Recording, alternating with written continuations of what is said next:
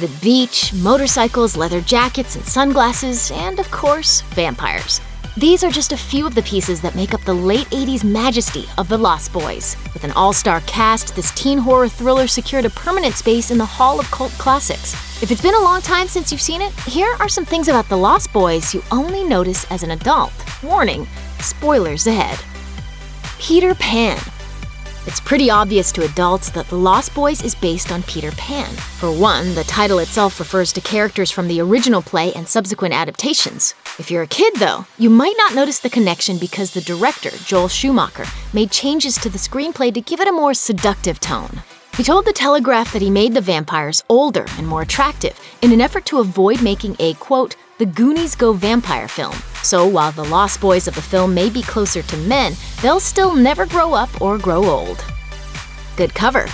Back in the 80s, before Netflix, of course, you were at the mercy of your local video store, and to set up an account, you often had to provide a copy of your driver's license. That means the owner of the shop would have access to a lot of personal information, including where you live. So it's not surprising that Max chose that profession for himself as the perfect cover while targeting people. You might not put that together as a kid, but it's hard to miss as an adult. I told you not to come in here anymore. Dealing with divorce. Studies suggest that 40 to 50% of American couples will go through a divorce in their lifetime. The Lost Boys realistically handles the subject in a subtle exchange between Lucy and her father when they first arrive in Santa Carla. You're the only woman I ever knew didn't improve her situation by getting divorced. A big legal battle wasn't going to improve anybody's situation.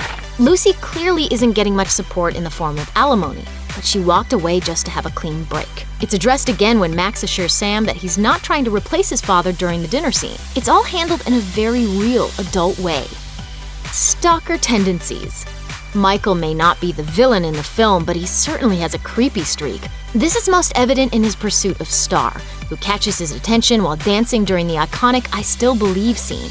He stares at her pointedly, not looking away until she acknowledges his gaze. When she eventually turns and leaves, he follows her out of the venue, and it's honestly really creepy. Don't take romance advice from 80s movies. Whitewashed. The fictional city of Santa Carla is apparently quite white, as all of the lead actors in The Lost Boys are Caucasian. Some minorities were cast in smaller roles, which is evident during the People Are Strange montage. Additionally, the host who lets Lucy use the restaurant phone is black.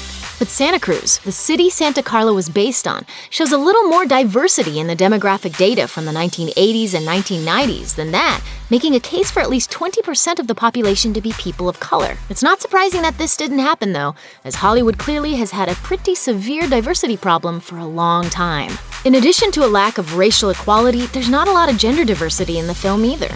Sure, it's called The Lost Boys, but in order for a movie to pass the Bechdel test, there are 3 criteria. 1, the film has to have at least 2 named women in it. 2, they must talk to each other. And 3, they have to talk about something besides a man.